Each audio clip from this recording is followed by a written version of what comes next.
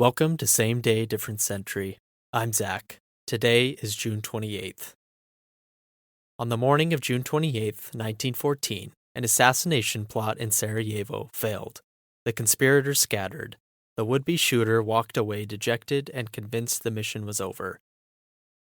Then, through a combination of miscommunication, a wrong turn, and a stalled engine, history handed him a second chance. He took that second chance, and the 20th century was never the same. By 1914, Europe had spent decades building what historians often describe as a powder keg. The major powers were bound by a web of competing alliances. The Triple Entente of Britain, France, and Russia on one side, and the Triple Alliance of Germany, Austria-Hungary, and Italy on the other. Italy initially declared neutrality in 1914, but would join the Entente in 1915. The Balkans were the most volatile fault line. The Ottoman Empire was collapsing. Serbia was emboldened after victories in the Balkan Wars of 1912 and 1913. And Austria-Hungary, which ruled over large Slavic populations, including in the recently annexed territory of Bosnia-Herzegovina, watched Serbian nationalist ambitions with increasing alarm. The heir to the Austro-Hungarian throne was Archduke Franz Ferdinand, 50 years old, the nephew of the aged Emperor Franz Joseph I. He was a complicated figure, conservative in temperament but reportedly open to restructuring the empire in ways that might better accommodate its many ethnic groups. That made him a potential threat to the most extreme Serbian nationalists. A more inclusive, reformed Austria-Hungary might undercut the appeal of greater Serbian unification entirely. He was also, by all accounts, deeply devoted to his wife, Sophie, the Duchess of Hohenberg. Their marriage had been morganatic. Sophie was considered below Franz Ferdinand's dynastic rank, and at the Austro-Hungarian court, she was frequently denied the honors due an archduchess. But in a military context, the protocol was different. Franz Ferdinand was in Sarajevo as Inspector General of the Imperial Armed Forces, and in that official capacity, Sophie was entitled to be received with full military honors at his side. It was one of the rare occasions the court permitted it. Waiting in Sarajevo were 7 young men, most of them Bosnian Serb nationalists loosely affiliated with a movement called Young Bosnia. They had been recruited, armed, and trained with support from the Black Hand, a Serbian secret society with ties to Serbian military intelligence, led by a colonel who operated under the code name Apis. The weapons were hand grenades and FN Model 1910 semi-automatic pistols.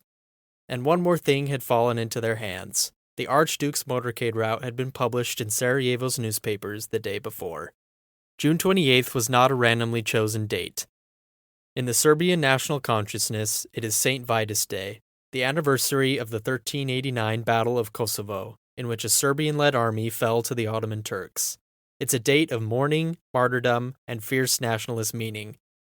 Whether Austrian officials were oblivious to this symbolism or simply dismissive of it, they had sent the Habsburg heir into the streets of Sarajevo on the most emotionally charged day on the Serbian calendar. At roughly 10 in the morning, Franz Ferdinand and Sophie arrived by train and transferred into a motorcade of open-topped touring cars. The conspirators positioned themselves along the Apple Quay, the main boulevard running along the river into the city center. The first strike came from Nedeljko Čabrinović. He hurled a hand grenade at the Archduke's car. The driver spotted the throw and accelerated. The grenade struck the folded-back roof of the car, bounced off, and exploded under the vehicle behind it, wounding several people. Čabrinović swallowed a cyanide capsule and jumped into the Miljacsa River. The cyanide was old and failed to kill him. He was pulled out of the river, alive, and arrested. The other conspirators froze. The motorcade roared past. Gavrilo Princip, believing the mission had failed, walked to a nearby deli, Moritz Schiller's on Franz Josef Street, and stood there, defeated. After a tense, awkward reception at City Hall, during which, by some accounts, Franz Ferdinand expressed his fury about the morning's attack, the Archduke insisted on visiting the wounded at the hospital. The route was changed. No one told the lead driver. He turned onto Franz Josef Street, the old route out of habit, following the car ahead. General Oskar Potiorek, the military governor of Bosnia, called out that they had taken the wrong turn. The driver braked. He began to reverse and the engine stalled. The car came to a stop directly nearby Moritz Schiller's deli, just yards from where Gavrilo Princip happened to be standing. Princip raised his pistol and fired twice. One shot struck Franz Ferdinand in the neck, the other struck Sophie in the abdomen. Count Franz von Harrach, standing on the running board of the car, heard the Archduke say, "Sophie, don't die. Stay alive for our children." Sophie was already losing consciousness. She died within minutes. Franz Ferdinand followed her shortly after. Austria-Hungary blamed the Serbian government, not entirely without basis given the Black Hand's ties to Serbian military intelligence, though the exact degree of official Serbian state involvement remains debated to this day. On July 23rd, Vienna issued a sweeping, deliberately punishing ultimatum to Serbia. Serbia accepted most of it, but not every condition. Austria-Hungary declared the response insufficient. On July 28, 1914, exactly 1 month after the shots in Sarajevo, Austria-Hungary declared war on Serbia. Then the dominoes fell with terrible speed. Russia mobilized to support Serbia. Germany, having given Austria-Hungary unconditional support in what historians call the blank check, declared war on Russia on August 1st and on France on August 3rd. Germany invaded neutral Belgium. Britain declared war on Germany on August 4th. Within 6 weeks of 2 gunshots on a street corner, Europe was at war. By November 1918, an estimated 16 to 20 million people were dead.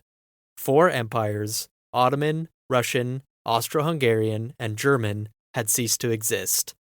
Gavrilo Princip was arrested at the scene. Under Austro-Hungarian law, he was too young to be executed. Capital punishment required the perpetrator to be at least 20, and Princip was 19. He was sentenced to 20 years in prison. He would serve less than 4. Tuberculosis claimed him in April 1918 at the age of 23, just months before the war he had helped ignite finally ended. According to later accounts, he told a visitor, "I am not a criminal, for I destroyed that which was evil. I think I did right." 2 shots on a Sarajevo street on June 28, 1914, changed everything, not because of what they were, but because of what they set in motion. That same day, different century. I'm Zach. We'll be back tomorrow with another date, another story. Thanks for listening.